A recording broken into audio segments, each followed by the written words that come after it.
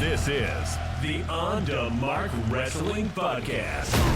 Kick back and hang with your hosts, Kayode, Luis, and Joel. Let's mark out.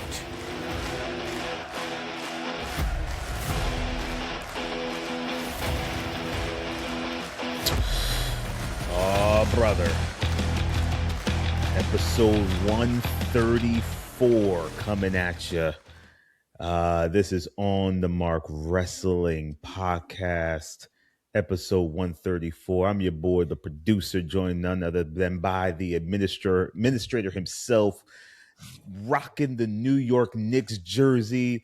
They have stamped their place in the NBA Finals since 1999's lockout year against the San Antonio Spurs. My Spurs are fighting for their lives right now. Can we get a redo? Can we run it back to 99 and get the Spurs versus the Knicks? Lou, what you thinking, bro? What are you thinking about this? Can we get a Spurs Knicks 2? Can we do that?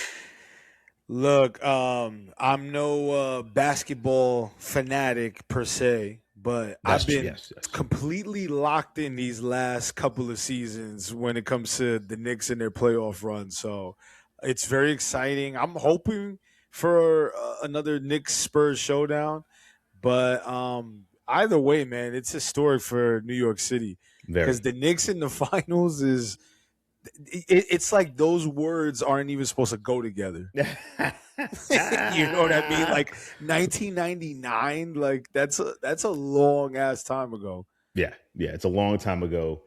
And we'll see, man. We'll see. I mean, the Knicks look good. They got lots of rest. I mean, between the last two series, you're looking at like 20 plus days of rest. Yeah. So they're fresh.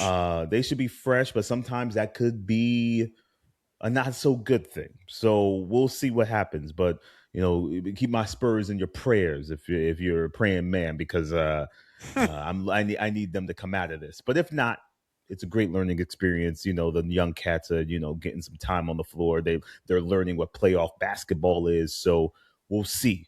We'll see real soon. Tomorrow night, we'll see the Spurs in San Antonio. We must win. Must win. Yep. But I'll tell you right now, Lou, what was a win? Was our weekend, baby. Our weekend. Listen, man. Yes, give it up for the weekend. Our weekend, we had a full-fledged wrestling weekend, my friend. We caught the House of Glory's waging war in we was Brooklyn, right? That was Brooklyn. No, that was Queens. No, Brooklyn. Queens, yeah. That was Queens. Jeez, it was one of them. Yeah, it was Queens. And we had AEW Double or Nothing, the pay-per-view in Queens at the tennis, not the Arthur Ashe, but the Louis Armstrong. Louis Armstrong. I've never been into that one. Perfect venue for that event. Perfect venue for that event. Lou, man, and our boy Joe Stradamus is not with us, but he was also in attendance for Double or Nothing. He didn't come to us. He didn't come with us to House of Glory. But Lou, we got to get into this, man. Oh yeah, House of Glory. Well, first off, the Hardys showed up late to the point where the show didn't officially start till like 8:30, but on the ticket, it was supposed to start at 7. Their meet and greet line was bananas. I knew at that point we weren't getting out of there till midnight tops, and that's what happened. But the show was fire. It lived up to everything that we thought it was going to live up to. The matches delivered. Kevin Knight and oh my God, Amazing Red.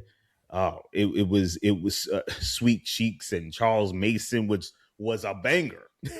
it was actually a banger of a match. It's really super entertaining. Zilla Fatu and Cash Flow, like it was really, really good. Lou, what was your take? Your first House of Glory show, by the way, right? Yes, sir. Yeah, man. What was your take on the show, man? What did you think? I first want to say that I was pissed because I didn't get to stay for the final two matches due to some unforeseen circumstances. But I was able to catch like some footage and things like that of the Hardy's main event and the Charles Mason title match. But everything else from the opening match up to that point was great. Everybody worked their asses off. The atmosphere was super electric. It was hot.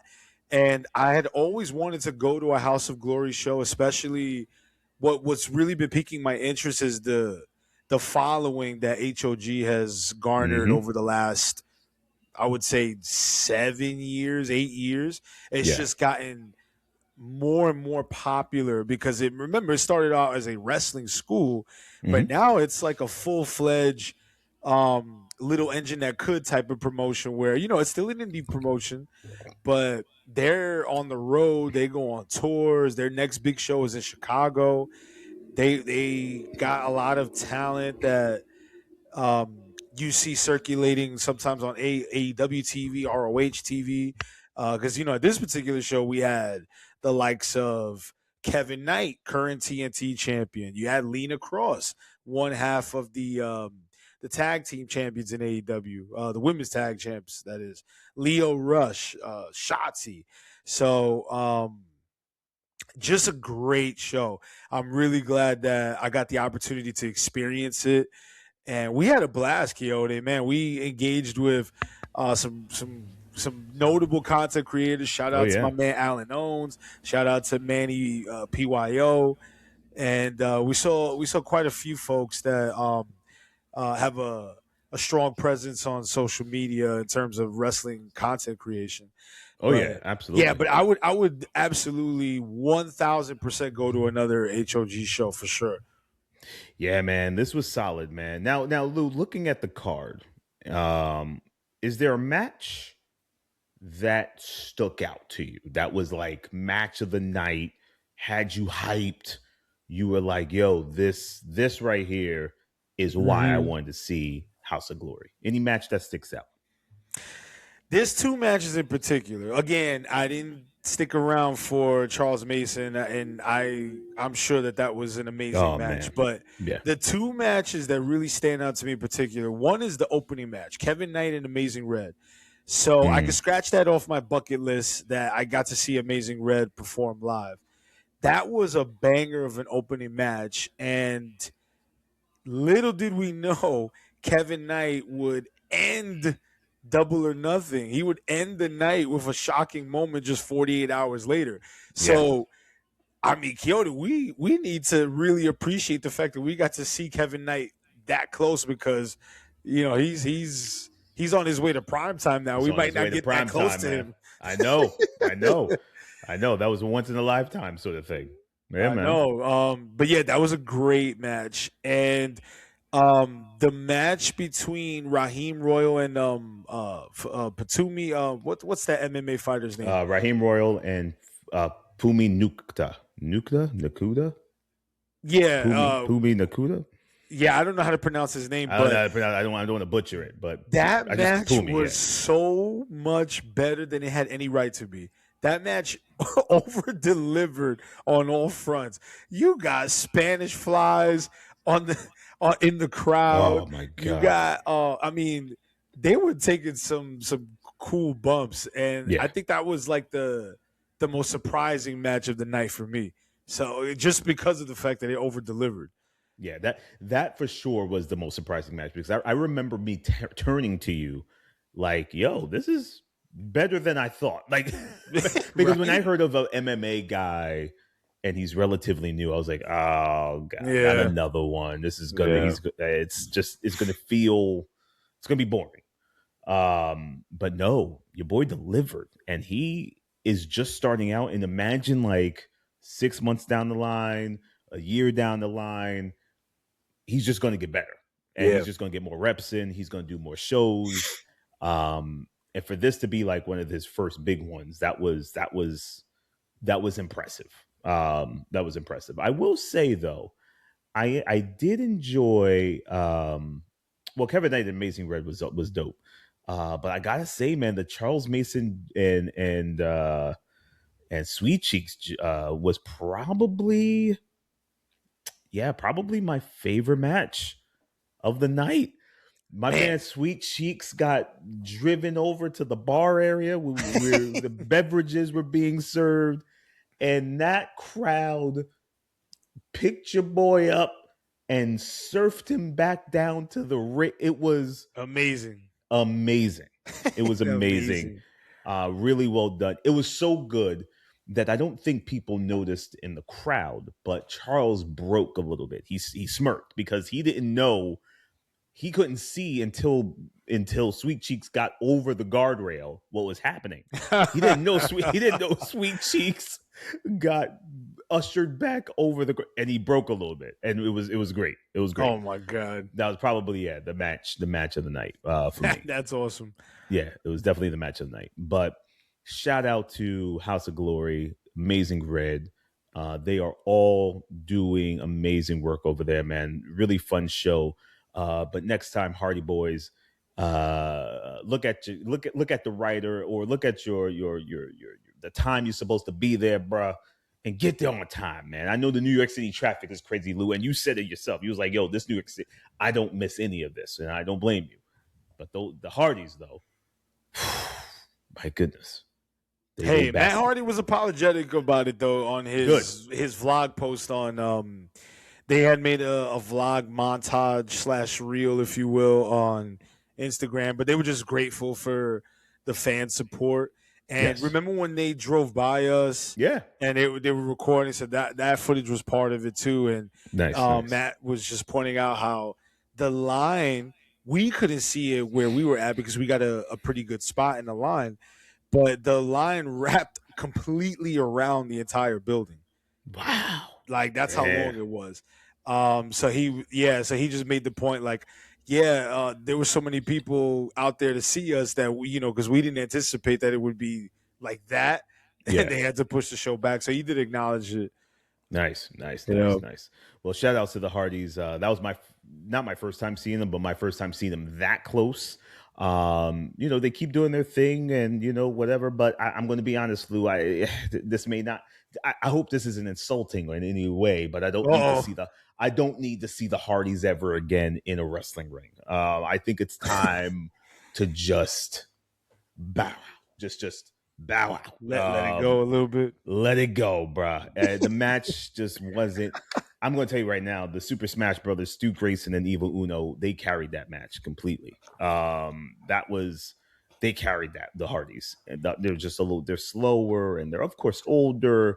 I get it, but Jeff in the Swanton is just not looking the same, and Matt looking a little gassed. It's just, I don't know. I rather remember them for the greatness rather than them trying to still relive those years when it's clearly not there anymore. I get it. It's kind of just time to pass the torch on to another, younger tag team. So it was good to see them. Nostalgia, legends, but I don't know.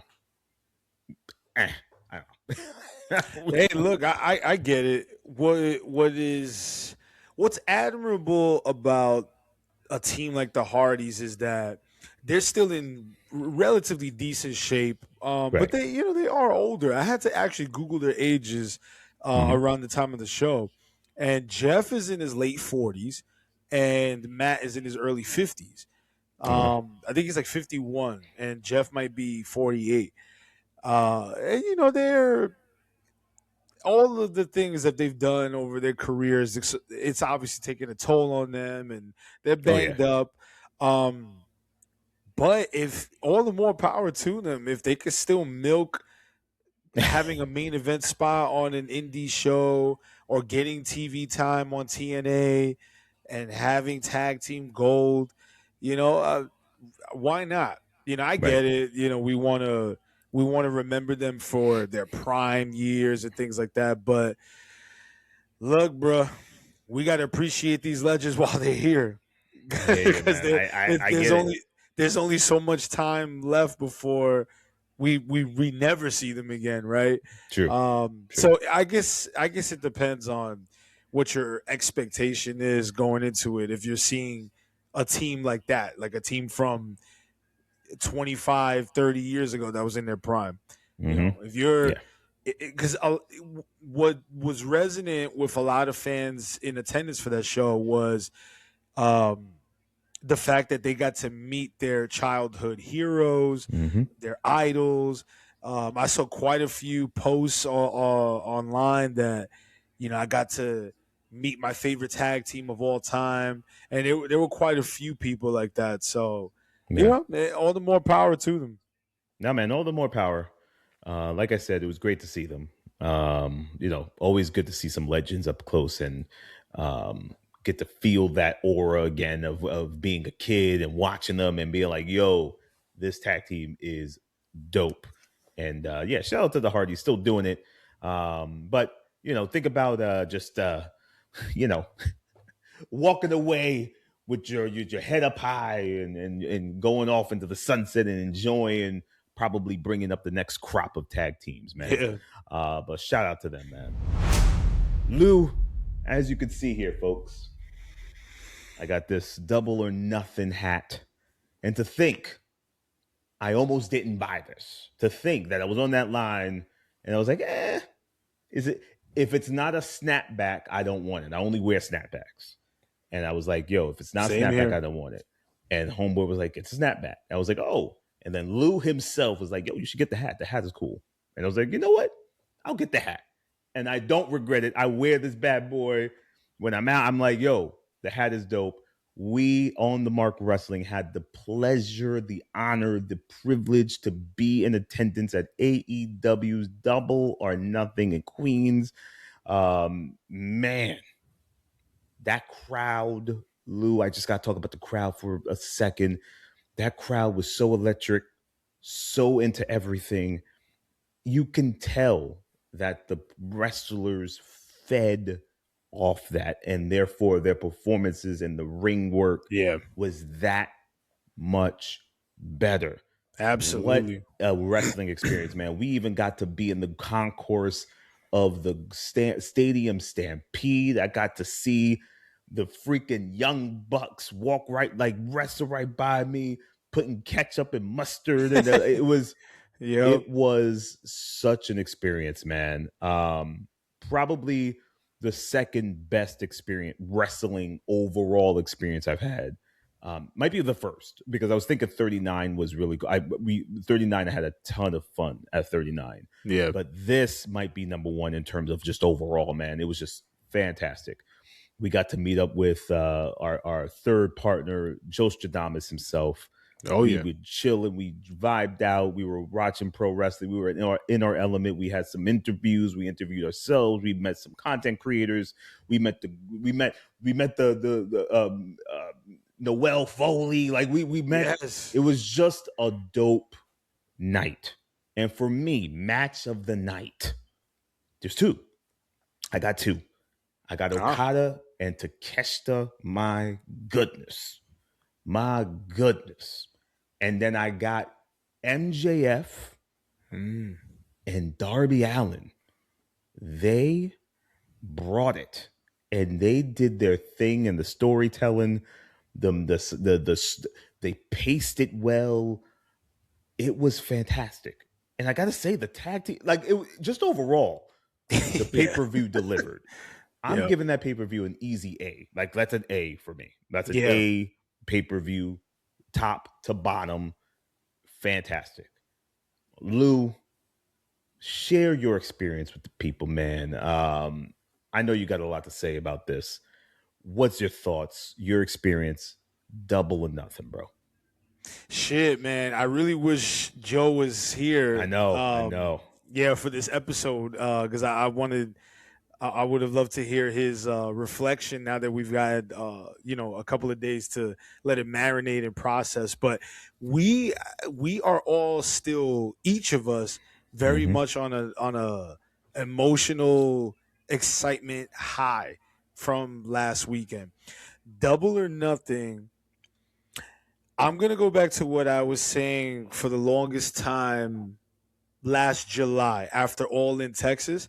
I kept on saying that All in Texas was an all-timer for the company. It's going to go down as a classic, all-time classic pay-per-view event. Double or Nothing is right up there.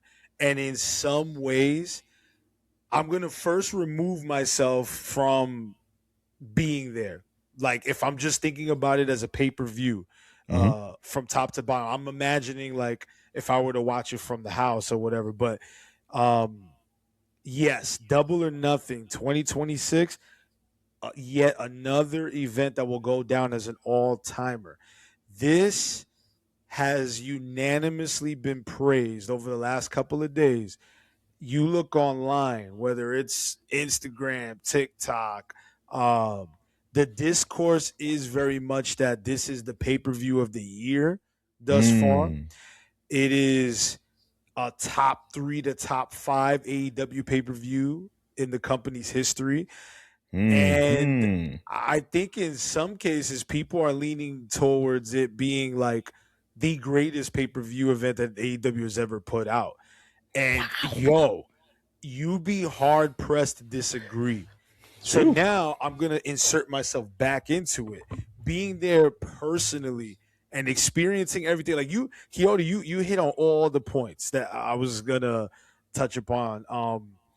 Interacting with the fans during the Stadium Stampede segment by the concession stand. That was the most wild. That was the wildest experience I've ever had at a wrestling show, or at least a top 2 wild experience.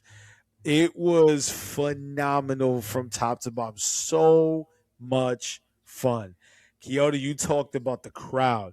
Nobody brings it like New York, man. Yeah. You got some of the best crowds across the country, cities like Chicago, in places like that, you'll typically have a hot crowd, but nobody brings it like New York, man. New York City it's like the Mecca, man. Everybody was on their feet for 96%. I mean, my math is crazy, but the fans were on their feet like over 95% of the time. Yeah, man. And what I loved about this pay-per-view was the fluidity of it all. Because sure, they didn't give you a chance to breathe in between matches, but you knew that you were going to get a minimum of 4 hours of wrestling. So after every match, they just went into the next match. It was just a fluid transition. Like the producing was, from a production standpoint, it was relentless. Yes. They were like, we're going to give you this fucking 5-star classic between Takeshita and Okada. Then we're going to jump right into the next one. Then that match is a banger. We're going to go right into the next one. It was just, I loved it. And it was the antithesis of what you would get from a WWE PLE because of all the ads and just like the nonsense and just basically sitting there idly waiting for the next thing. This was the complete opposite of that. They didn't waste. Tony Khan did not waste any time. He wanted to give time wasted. Every fan in attendance and every paying customer at home their absolute money's worth. Match of the night, I'd probably say Takeshita versus Okada. My second favorite match, it's a tie between the main event and the opening match. And that's crazy, right? Like, that's how, because you even had Swerve and Bandito put on an absolute banger. There wasn't one bad match. Like this, I think for a wrestling experience in my life, like not just the pay-per-view, but the night as a whole, like being there with the crowd and being there with Drew and Joe, this might take the cake as the most fun wrestling event that I've ever attended. And if I'm just thinking about the card itself, this is, if it doesn't surpass All in Texas, it's like tied. Yeah. The only reason why I say it's tied is because I particularly enjoy it a little more when it's a babyface going over and it's a big celebration at the end for the baby face. I see. Celebrating with the title. So Double or Nothing was not that, because you got MJF not avoiding going bald and winning back the title. You had Kevin Knight, with the heel turn. Mm-hmm. So that would be like the only reason why I wouldn't necessarily put Double or Nothing over All in Texas. But on the flip side, I would put Double or Nothing over All in Texas because it was shorter, and I think it clocked in like a little less than 4.5 hours. A little less, yeah. About the show officially started at 6. Oh no, 7. So 8 o'clock Eastern, and then it was done by like 12:15. I would say, something like 12:15. Yeah, so that was actually one of AEW's shorter pay-per-views. In recent memory. Mm-hmm. So I love the consistency and stuff, but maybe I'll probably go back and watch it at some point. But as it stands right now, man, Double or Nothing is like probably the greatest AEW pay-per-view. You know what I mean? For me personally, it's probably number one of like my most fun wrestling experience ever. 100%. And and AEW has delivered so much on pay-per-views that I can't even remember. I can't recall saying I can't give you a pay-per-view that was better, because they've all been so good in their own way. But being in attendance for this, and I believe this was my first AEW pay-per-view. I think this was my first. AEW you've never pay-per-view. Attended any other pay-per-views, huh? Not a pay-per-view. I've been to a Dynamite, and I've been to a Collision, but I've never been to a pay-per-view. So yeah, I would say this pay-per-view. I mean, I've been to a lot of WWE pay-per-views, and in terms of pay-per-views being the best or being entertaining, this by far was number one. So there goes that. But man, now Lewis, was there a match on that card that you didn't expect much from, but it delivered way above what it was supposed to do? It's almost similar to the House of Glory match that you were talking about. I got to be honest with you. No. There wasn't. Everything either lived up to my expectations or already surpassed my high expectations. So take Jon Moxley versus Kyle O'Reilly, right? I knew that was going to be a good match, and they delivered a great technical style wrestling match. Athena and Mina Shirakawa, I mean, I knew it was going to be a solid match, and guess what? It turned out to be a solid match. There was nothing that was disappointing in terms of match quality. And that's why the more I reflect on it and the more I'm speaking on it, Double or Nothing may just be the best AEW pay-per-view that I've ever seen because of that. You even got a surprise Kyle Fletcher return. That was a good one. Beth Phoenix. And for all the critics of AEW that are always harping on the fact that every main event is the same with the shock value and the blood and the thumbtacks and all of that. You didn't have any of that shit at Double or Nothing. Zero blood. You had no. I mean, you got Stadium Stampede or whatever, but you didn't have any ultra violent moments. Like, for the most part, it was pure wrestling. For the most part, even that opening match, the flaming table spot and shit. Oh man! But there was nothing else that was like super extreme that would turn off a lot of fans. So from top to bottom, like, to answer your question, like, there was nothing that was disappointing, because I had high expectations for every match. And now here's the thing: it was like it was what you would consider a perfect pay-per-view. Yes, you could say that. Minus a babyface celebrating at the end. It was really a perfect pay-per-view, and that crowd just made it all the more better. Definitely. And I will say, Lou, that one of the reasons we didn't get blood was the New York City or New York Athletic Commission. They didn't allow blading or anything like that, right?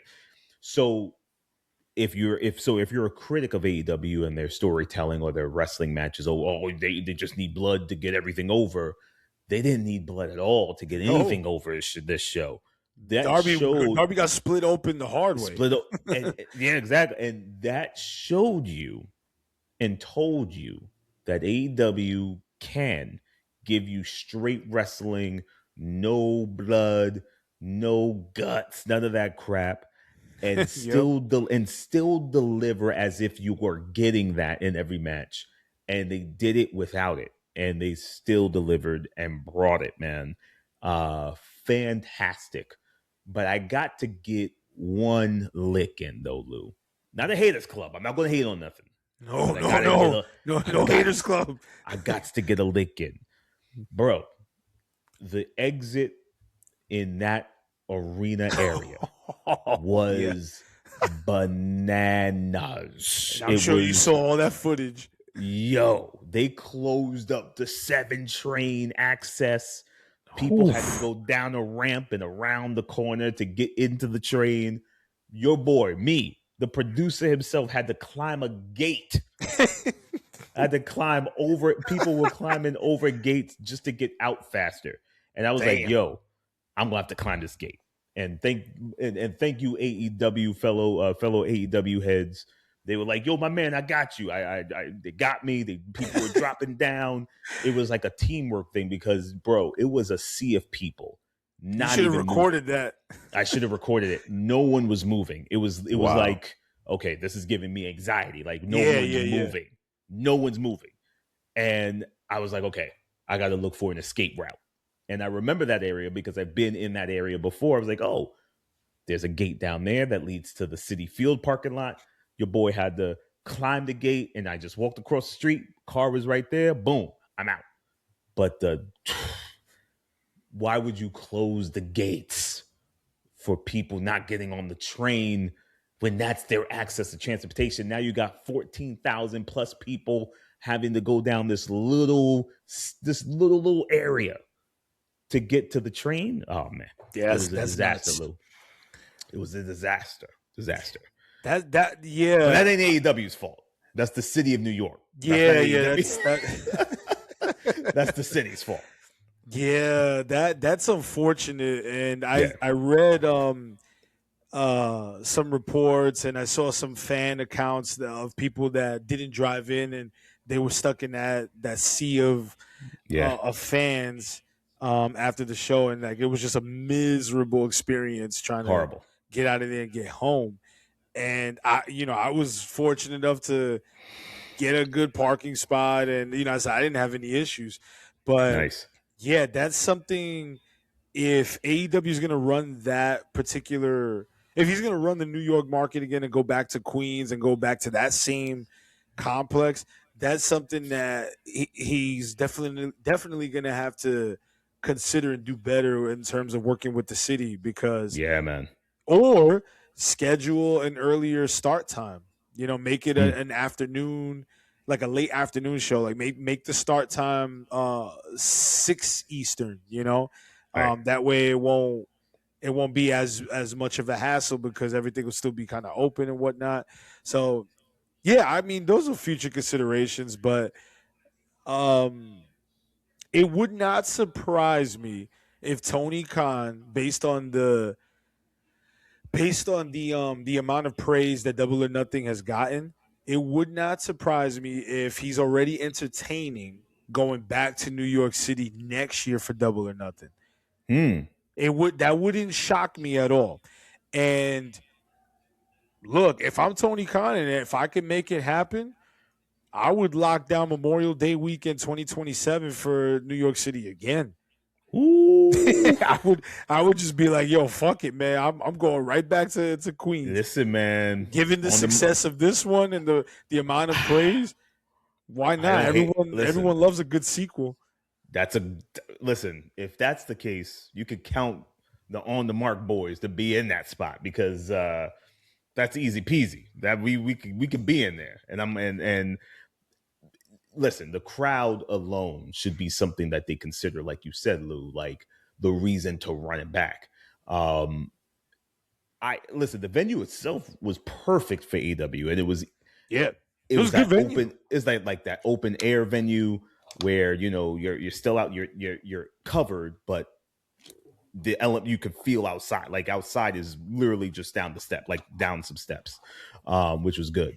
But yeah, man, if Tony's thinking about coming into the New York market a little more, that's a good spot. Book it for 2027, like you said, and let's run it. Like you said, everyone likes a good sequel, and sometimes the sequel is better.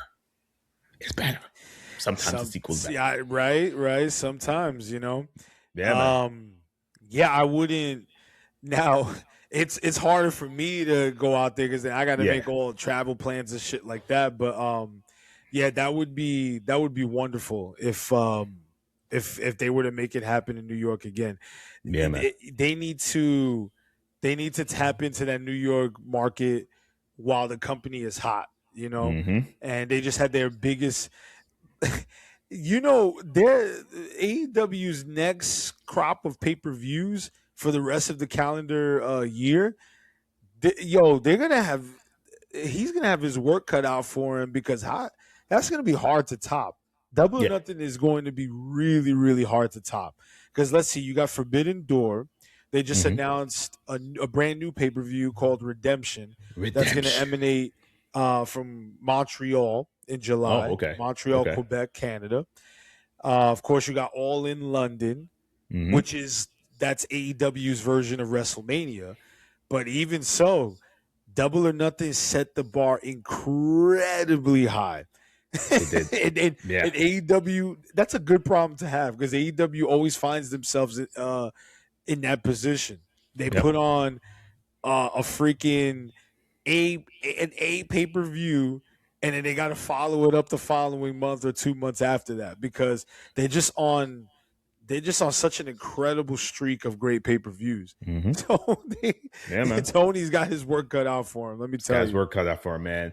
But he does have some gems in his back pocket if they're ready. He's got a Mercedes Moné card he could pull. He's got a Jay White card he can pull. He's got some, some free agents that he could pull in and be like, hey, man, what you want to do?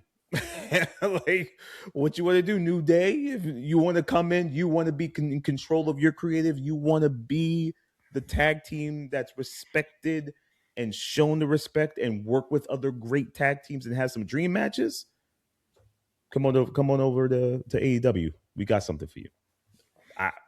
I'm going to tell you right now, between now and the end of the year, we're going to get some massive surprises, returns, and all the other stuff. It's going to happen. That's a given. And it's a given. It's a given. And I cannot wait. So I think Tony's the guy that knows that he's going to have to overdo what he just did before every single time. He's going to have to top the last thing he just did. And I think he has, I always think he has a plan. It's always going to be something. If it's going to be match quality and giving you something surprising in a match, or if it's going to give you a surprise return, or is it going to give you something? Something's going to happen. And he doesn't always show you his hand in one pay-per-view. He kind of spreads it out throughout the year. So I believe in Tony Khan. So do I. I believe in him. In Tony Khan, bro. Yeah, man, listen. Go New York, go. Listen, I'm not mad at the Knicks getting in. I'm a Spurs fan, but if they, the Spurs don't get in, I'm rooting for the Knicks. But listen, we had to bring you some reviews, some thoughts about our experience being there live for two different shows, an indie show and a big AEW pay-per-view, and they were both amazing. Any last words, Lou, before we shut this down, bro? No, man, it was just a wonderful, timeless experience. That it was unforgettable. That's one that's gonna live in my core memory forever, for as long as I'm alive as a pro wrestling fan. It's gonna be one that I look. That night is gonna be one that I look back on for a very long time. You know, Very as nice. you know, Same. one of the best. Same. One of the Same. absolute best, if not the best. Yep. I agree, man. I agree. Well, listen, y'all, thank you for joining us on the Mark Wrestling Podcast, episode 134. Check us out everywhere like you've been doing, and continue supporting the content. And thank you for those who are supporting the content as always. Until next time, y'all, you'll catch us, and we'll probably do a little Clash in Italy review. We'll see how that looks this weekend. The card ain't bad, but we'll let you know here first how it really is. Not like all those other people who get a little something, a little paid for saying the good stuff. No. No. We're going to bring you the real. Was it good or not? And we'll show WWE some love if they deliver, just like Double or Nothing did. So check that out. And our boy Joe Shajamas will be back as well, y'all. Until next time, y'all. Peace. Peace out. You have just listened to the On the Mark Wrestling Podcast, a Scriptly adapted production.